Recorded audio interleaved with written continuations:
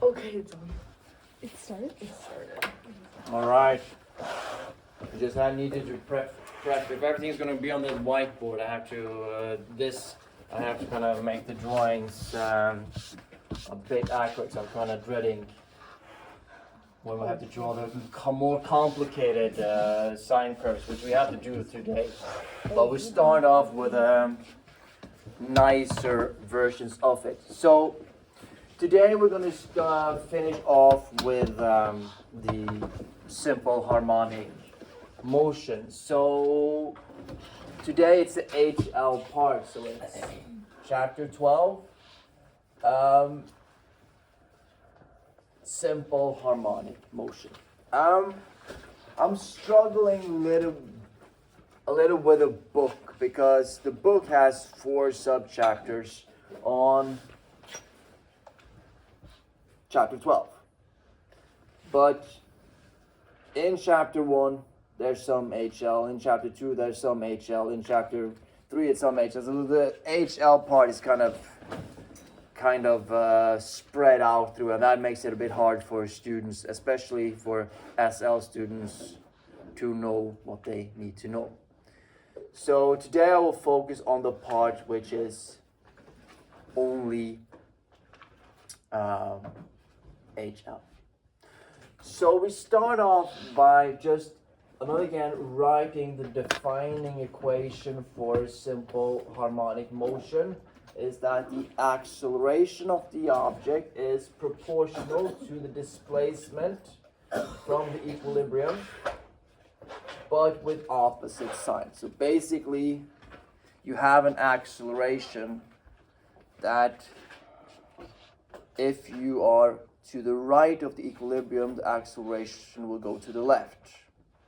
If you are to the left of the equilibrium, the acceleration goes to the right, due to forces always pulling you towards equilibrium.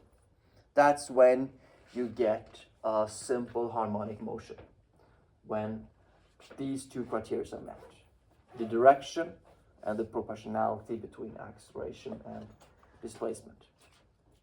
So then you get up or down motion, or right to left motion. And that is what I've drawn here, 2 graphs of 2 different objects undergoing simple harmonic motion. So these are the graph for 2 different objects. We can say green is object, let's call it green is object 2, and black graph is an object 1. So in the first scenario we're going to look at, we have 2 objects that are both in time 0. They are at equilibrium. The x-axis are the equilibrium, and the y-axis measures the displacement from the equilibrium in one direction. So positive values could be to the right, negative values to the left if it's a horizontal simple harmonic motion, or positive direction can be up and negative can be down or below equilibrium. So these 2 objects, they start at equilibrium and they're given a push towards the right. So that means that the position then goes to the right, reaches its maximum position, goes back to equilibrium, then passes the equilibrium, goes to the left, back to equilibrium, and to the right again. A back and forth motion described here. So we can assign some values to the y-axis. The black one can reach a maximum position, let's say 0.04 meters. That's 4 centimeters. And the green one,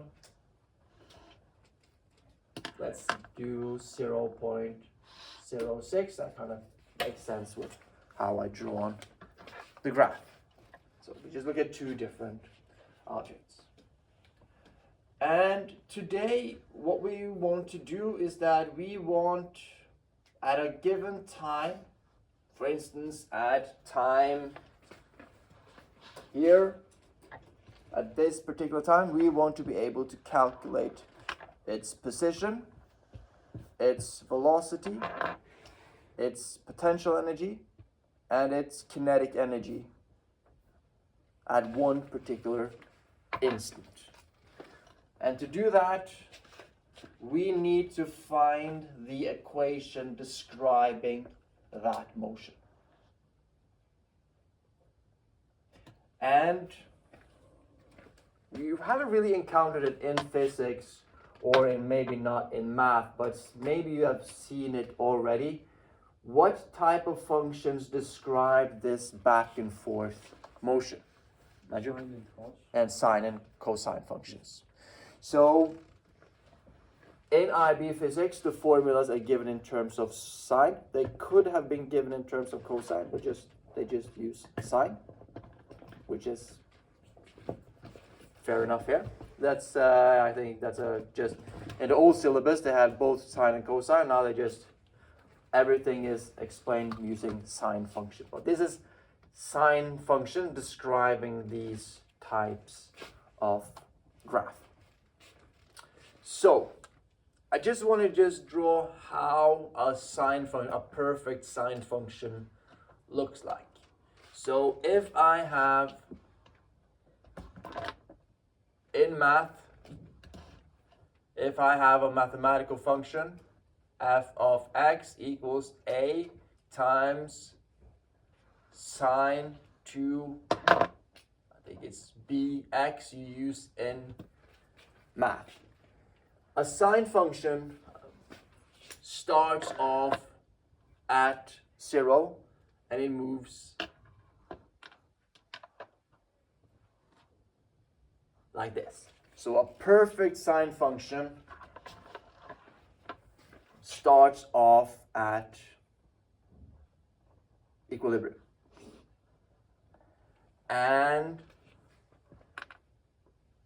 But sometimes we won't have a perfect sine function. We will have a sine function that is kind of a bit shifted. So maybe the function starts off not at equilibrium, and it looks something like this. You see the difference between those two? This one starts off at y equilibrium, y equals 0. Here it doesn't. So mathematically, it will have what we call a times sine bx plus a term inside the sine, which is called the phase difference. So that's how we write it in math. In physics, we write it more specifically towards the case we're doing it. So if we have an acceleration that is given by this equation, the sine functions that describe these type of motion will be given in terms of x.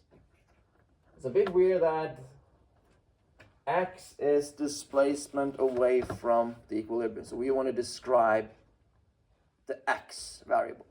So now why we use x. X is the displacement away from equilibrium. We want to look at how x changes with time. So either you write x as a function of t, or you just write x. So x is a function of the time. And the maximum position, which is the maximum position it reaches, we call that x0. So x0, that's the maximum displacement away from the equilibrium.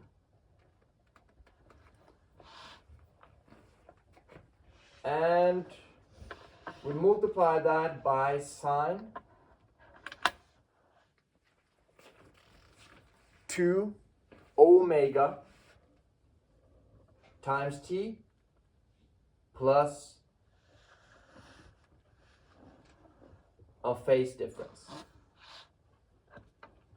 So this is the general form of a function. So we're going to explain every term and understanding how to actually use it. But this is the general form of the sine functions. Brutal. But manageable if you know how to do it.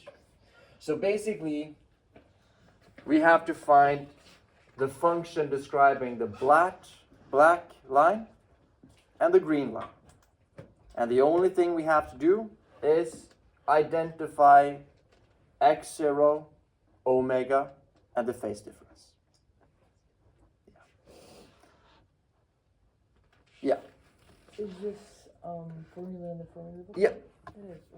It is, but But limited of, yeah, it is, yeah. Will the phase difference just affect the displacement from origin? The displacement, the phase difference will only be the shift in the horizontal direction, yeah, yeah. When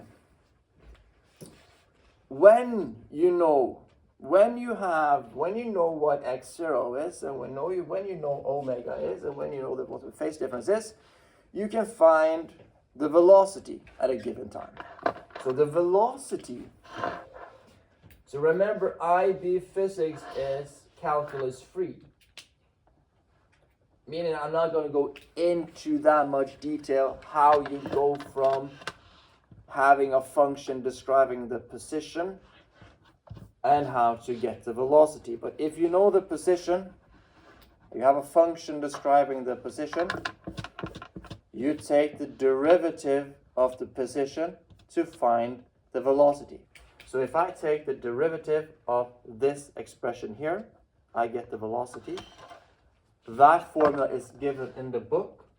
So I find the velocity by basically just multiplying my function with omega, making sine into cosine.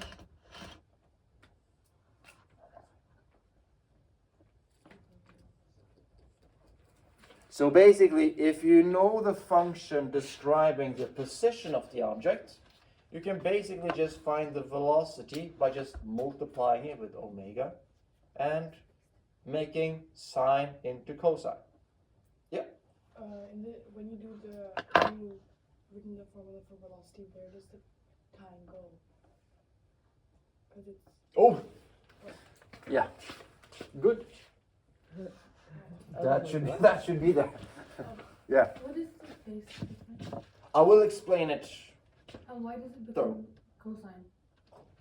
Basically, in math, you're going to learn if you take the derivative of sine, you're going to get cosine. So this is Yeah. just I'm going to leave that to Anna. I don't So basically, if you take the derivative of sine, you get cosine. If you take the derivative of cosine, you get tangent. no, you get negative sine.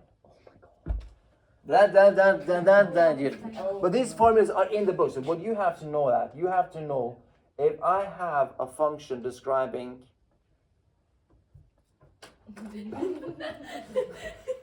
if you have the function describing the position, all you have to do to get to the velocity is multiplying by omega and making sine into cosine. But why do you multiply by omega? That again is a concept you learn in the math. When you take the derivative of that, you have to apply the chain rule. Okay. So it's not really that simple to go from here to here. But right now we just accept it. You have to accept that it is way, and you're going to get explanation of that in math. Okay. Yeah. If you in 1 year time doesn't have gotten the explanation in math, I can explain it. Yeah. Are you going to explain today what the face thing is? Yeah. Okay. We got it. Okay. Yeah. All right. So that's kind of then is important. So now I'm going to just start understanding what we're going to do with this function. So let's say we have two objects. We don't know what type the scenario is. We just know that we have two objects undergoing simple harmonic motion. And we want to find the function describing its position and the function describing its velocity. And in order to do that, we have to identify x0, omega, and the phase difference. But now I've started off with two examples that are a bit simpler because we don't really have a phase difference, because both of my functions starts off at y equals 0 when it starts off at equilibrium at time 0. So in this case, so we look at this simple scenario.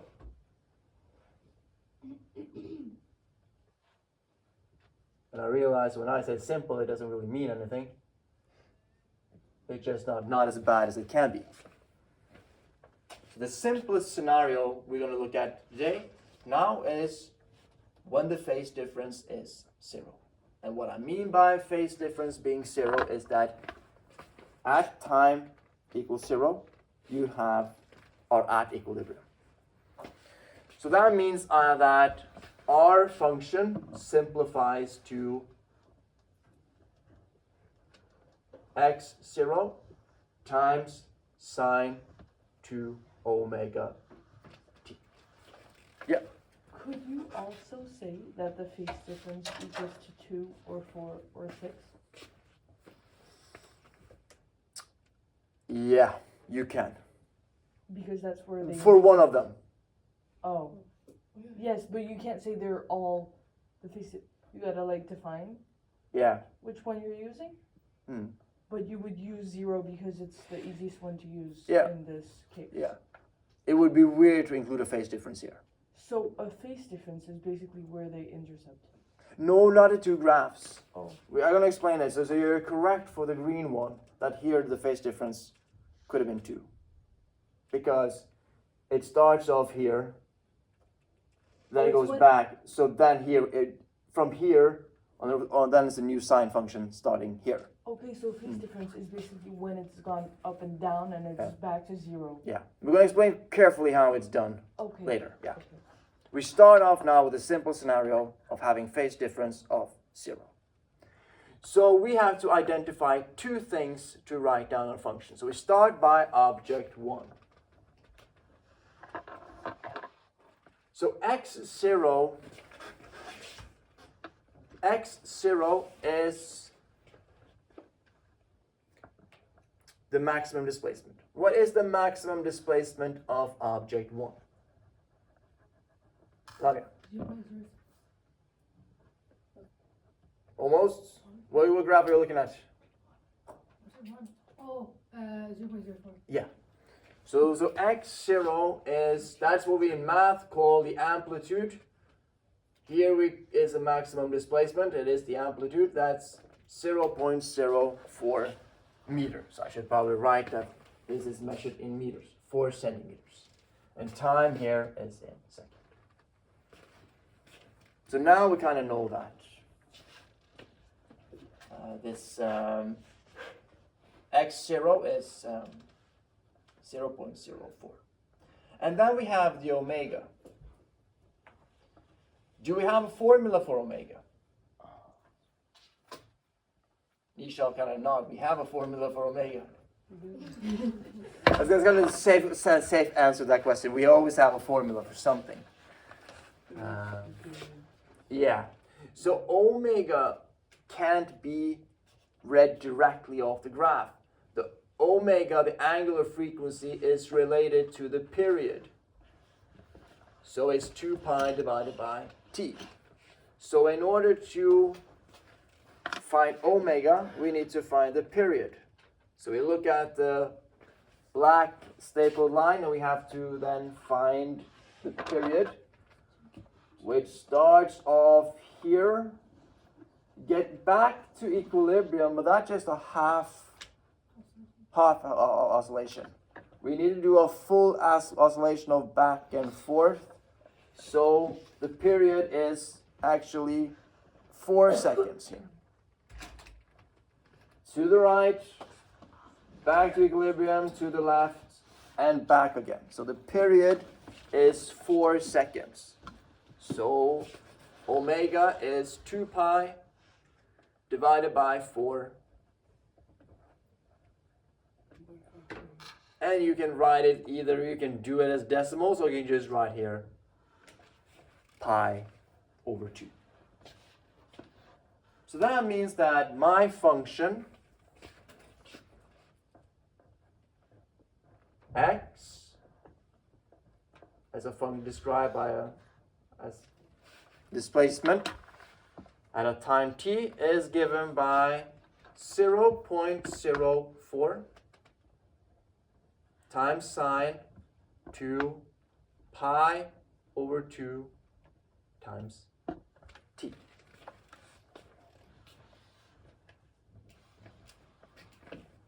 So that function allows me to calculate the position of the object at any time. Just writing that into my calculator. Writing 0.04 times sine 2 pi divided by 2 times the time of interest. But very important, what do you need to remember on your GDC before you do that calculation? Radians. Radians, good. If you have your calculator set to degrees here, you're going to get weird answers. So it needs to be set to radians. Yeah. I forgot what I was gonna. All right.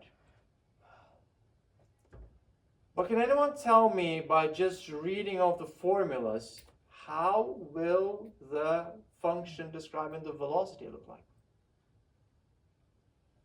I found my question again. Do you find a question? Let's just start here. Do Emily's question first, and then do my question after. Yep. Is x0 like the first oscillation? X0 in the formula? Is that the first No, that's a maximum displacement. oh maximum? Yeah, then you look at the y-axis. Right. Yeah. Yes. Yeah. Maximum displacement up. Yeah. So it can't be you couldn't say it's 0.08 because it's going up and down. And No, it's you would kind of It's from it the starts to equilibrium. move 4 centimeters to the right, going 4 centimeters to the left. So it travels within 8 centimeters, but you measure its displacement away from the equilibrium. So it's away from the equilibrium. Yeah. So the maximum displacement. Okay. Yeah. That makes sense. If 4 centimeters to the right is one extreme, 4 centimeters to the left is the other extreme. Yeah. Yeah. Will the waves get smaller if there are forces acting against the force? Yeah. If there are, we call it damped oscillation. If there's air resistance to a simple pendulum, the amplitude will become smaller. But would it still be a sine function? Yeah, but that depends. That's difficult to answer, because if you start off with a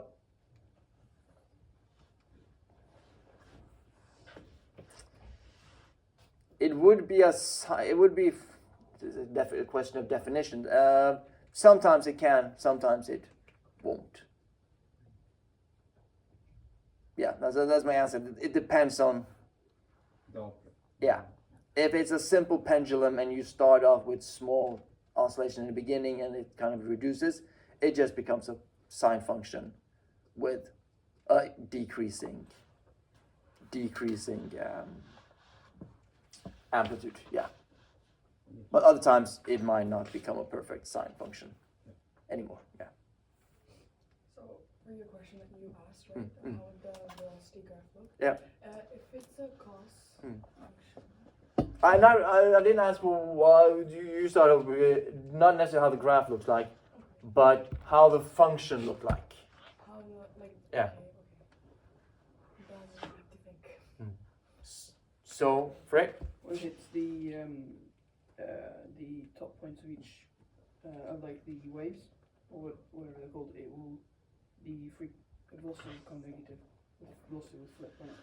So before it's the top point of the sine wave, the velocity will be positive, after that would be negative because it'll be going back downwards. Wouldn't it? Yeah, but what is the velocity at this point? It should be zero. Yeah, it should be zero. Yeah, yeah. So it would look like Yeah, that, yeah. and then at the point where it intersects, it will become negative. Yeah. Yeah.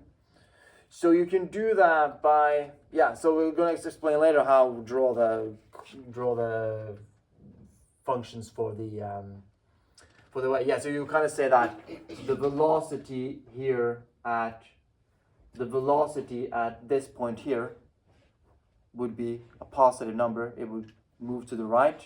Here the velocity would be negative, and then from here it would move to the left. Yeah.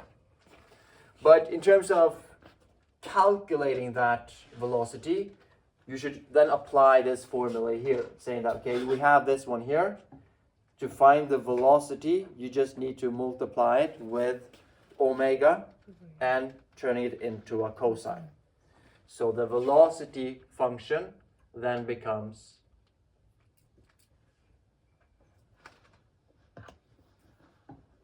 pi over 2 times 0.04 cosine 2, like this. Just multiplying with omega and making sine into a cosine. And then you have a function that allows you to calculate the velocity at any time. Just put that into the GDC, replace t by the time you're asked for. So in order to find the velocity, you need first to find the function describing the position of the object. Then you can find the function describing the velocity. All right, so now you're going to, for 2 minutes, try to find x and the x function and the v function for object 2. So now you're going to, for 2 minutes, look at the green graph, and then we're going to do that on the...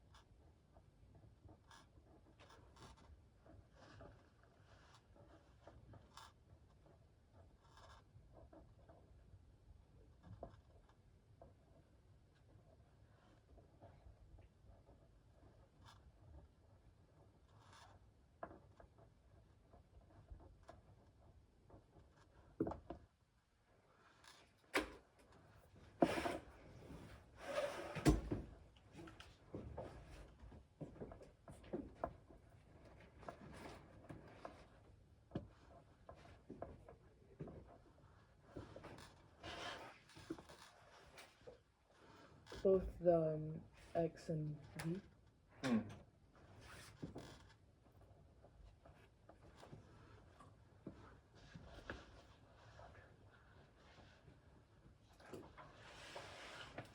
You want to spot it as well, or not? You could, if you were verify that it kind of looks great. I'm just going to clean this one up. Yeah, clear to do that.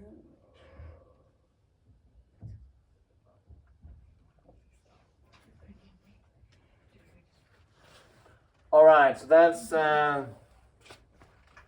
didn't really start the timer, so I guess 2 minutes has passed. So for object 2, the green one, what is the maximum displacement? Nisha? 0.06 meters, 6 centimeters. So the next step is then to calculate the omega. What is omega? Anya? Because it's 2 pi over 2, Yeah? and 2 is the period. So it just cancels out with the minus pi. Yeah, so omega is 2 pi over the period, and the period is 2. So it's basically just, probably should have equal sign there, equal to pi. Good. That means that then the sine function will be describing the position of the object undergoing the simple harmonic motion is 0.06 times sine 2 pi times the variable t. Emily? You mentioned something about radians a little ago. Yeah. What do we That have means to be that careful? if you want to find the time after 1.73 seconds, you write into your GDC 0.06 times sine times pi times 1.73 seconds.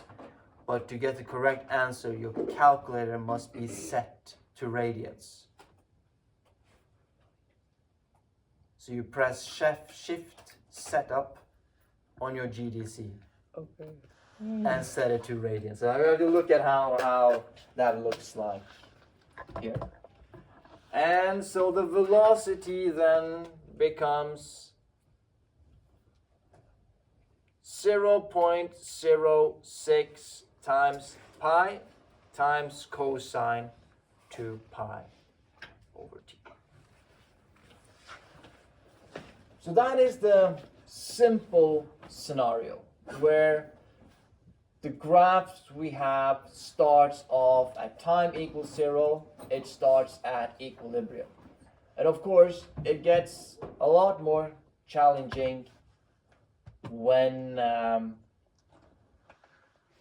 we do. So now we're just going to do 20 minutes of you working with problem. I've posted a problem set. So you can now do problem 1, 2, 3 on that problem set, finding the functions for the graph. I don't think that's, I'm going to write down the problems you can do, then we will do the phase difference.